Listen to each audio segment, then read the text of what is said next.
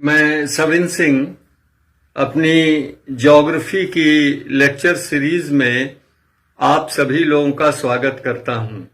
आज हम स्थानीय पवनों, खास करके चिनूक और फुहेन पवन पर चर्चा करेंगे। Today I will discuss on the local winds, particularly Chinook and Foehn. Chinook हवा उत्तरी अमेरिका में राकीज पर्वत के पूर्वी ढलान की पदस्थली पर चलने वाली एक गर्म और शुष्क हवा है, जो संयुक्त राज्य अमेरिका के दक्षिण में कोलोराडो से लेकर के उत्तर में कनाडा के ब्रिटिश कोलंबिया तक प्रवाहित होती है। Chinook is a warm and dry local winds that prevails on the foothills of eastern slope of Rockies Mountain from Colorado of United States of America in south to British Columbia of Canada in the north। ये Chinook हवा को Chinook क्यों कहते हैं? इसका नामकरण पश्चिमी संयुक्त राज्य अमेरिका के तटीय क्षेत्र में रहने वाले जो आदिवासी थे, मूल निवासी थे, उनका नाम वो चिनूक थे। उन्हीं के नाम पर इस गर्म और शुष्क हवा का नाम चिनूक किया गया है। The name Chinook wind has been derived from the original tribes Chinook living on the western coast of North America, mainly United States of America. अब हमें इनकी विशेषताओं के पहले इसकी उत्पत्ति के विषय में चर्चा करनी चाहिए। We must know the process of mechanism of origin of Chinook winds. Actually वास्तव में चिनूक हवा चक्रवाती उत्पत्ति वाली है, और actually the Chinook wind is of cyclonic origin.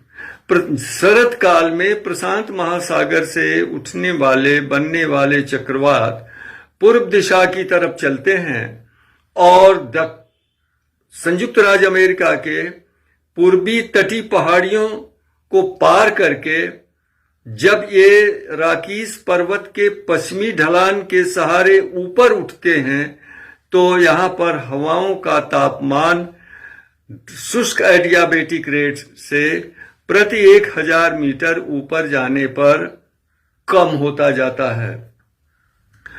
When the moisture laden wind associated with cyclonic storms coming from over the Pacific Ocean cross over the coast ranges and strikes the western slope of Rocky Mountains, the winds are forced to ascend, and therefore the winds cool down, temperature drops at the rate of 10 degrees centigrade per 1000 meter according to adiabatic rate। इस तरह से ये चक्रवाती हवाएं राकीज के पश्चिमी ढलान पर पर्याप्त वर्षा करती हैं, लेकिन जब ये राकीज को पार करके पूर्वी ढलान के सहारे नीचे उतरती हैं, तो पुनः शुष्क एडियाबेटिक रेट से इनके तापमान में 1000 मीटर नीचे जाने पर 10 डिग्री सेंटीग्रेड की दर से वृद्धि हो जाती है। These cyclonic storms yield precipitation on the western slope of the Rocky Mountains, but whenever the winds cross over the Rockies Mountain and descend along the eastern slope, the temperature rises at the rate of 10 degrees centigrade per 1000 meter according to diadiabatic rate। अब जब राकीज पर्वत के पदस्थली के पास नीचे उतरती हैं, उस समय वहां शरद काल का तापमान -10 से -20 डिग्री सेंटीग्रेड होता है, लेकिन इन हवाओं का तापमान 10 से 20 डिग्री सेंटीग्रेड होता है। जैसे ही ये हवाएं वहां पहुंचती हैं, अचानक तापमान जो है 20 से 40 डिग्री सेंटीग्रेड हो जाता है। 20 से 30 डिग्री सेंटीग्रेड हो जाता है, जिस कारण सतह पर जो हिमावरण होता है वो अचानक पिघल जाता है। Normally the average temperature during winter season on the ground surface at the foothills of the eastern Rocky Mountain slopes is -10 to -20 degree centigrade. And the temperature of the Chinook wind is 10 to 20 degree centigrade.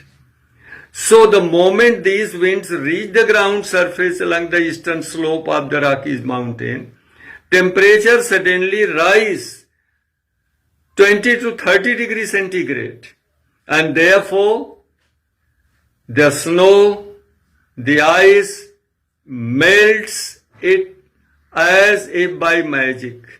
जैसे लगता है जादुई असर होता है और ये him पिघल जाती है। इसलिए चिनूक हवाओं को यहां स्नो ईटर कहते हैं। This is why the Chinooks are called snow eater in north America. इस पर प्रतियोगी परीक्षाओं में प्रश्न पूछे जाते हैं। 4 ऑप्शंस दे दिए जाते हैं, पूछ लिया था इसमें कौन सी चिनूक हवा के लिए प्रयोग किया जाता है या कौन सी इसमें से हवा स्नो ईटर कही जाती है। ये चिनूक हवा का प्रभाव रॉकीज के पूर्व में ग्रेट प्लेन्स के पश्चिमी भाग और कनाडा में रॉकीज के पूर्वी ढलान के सहारे प्रेयरी के पश्चिमी भाग में इस चिनूक हवा का पर्याप्त प्रभाव होता है। The western part of Great Plains along the eastern slope of Rockies mountain and the western part of prairies of Canada in the eastern part of Rocky Mountain are greatly affected by this Chinook wind. इसके आने से, बर्फ के पिघल जाने से हरी हरी घासें जाड़े के दिनों में उगाती हैं, चरागाह आबाद हो जाते हैं और पशुचारण उद्योग को बहुत बढ़ावा मिलता है। Because of the arrival of Chinook wind during winter season and because of melting away the snow, the grasses come out on the ground surface, pastures are open, and that encourages the pastoral industry. ये तो इनका positive धनात्मक प्रभाव है, लेकिन इनका ऋणात्मक negative effect भी होता है। क्या कि जब तक धरातल के ऊपर हिमावरण होता है, नीचे मिट्टी की नमी बनी रहती है, लेकिन जैसे ही ये हिमावरण पिघल जाता है तो मिट्टी की नमी जो है वाष्पीकरण द्वारा शुष्क हो जाती है, जो स्प्रिंग सीजन में गेहूं की खेती के लिए नुकसानदेह होता है। The negative impact of Chinook winds is that during winter season till the ground surface is covered by snow and ice, the moisture of the soils below remains intact. But whenever the ice cover and snow cover is removed because of arrival of Chinook wind, the moisture in the soil is evaporated. The soils become dry, and that is not beneficial to agricultural activity, particularly sowing of spring wheat.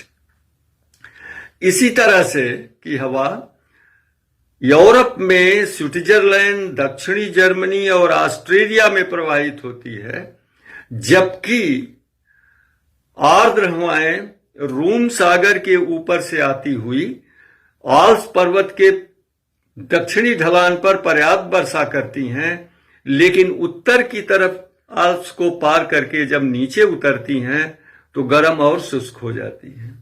Similar wind to Chinook is called Föhn in Switzerland, southern Germany, and Austria. Here the humid air coming from over the Mediterranean Sea, blowing northward, when it strikes the southern slope of the Alps mountain, there will rainfall. But when they cross over the Alps mountain and descend along the northern slope, they are warmed up according to dry adiabatic rate, and they become dry and warm. And such conditions are found in the valleys of Switzerland, southern Germany and Austria. जब ये हवाएं फॉयन wind Switzerland की घाटियों में पहुंचती हैं तो बर्फ पिघल जाती है और शरदकालीन मौसम सुहाना हो जाता है।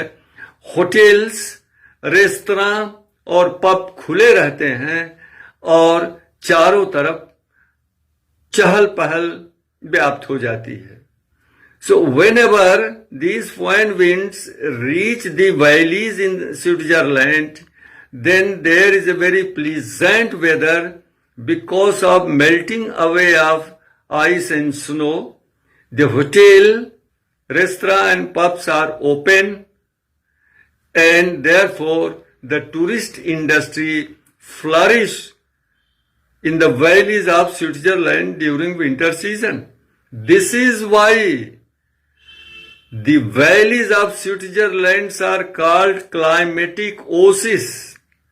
यही कारण है कि स्विट्जरलैंड की घाटियों को जलवायु नखलिस्तान कहते हैं, क्लाइमेटिक ओसिस कहते हैं।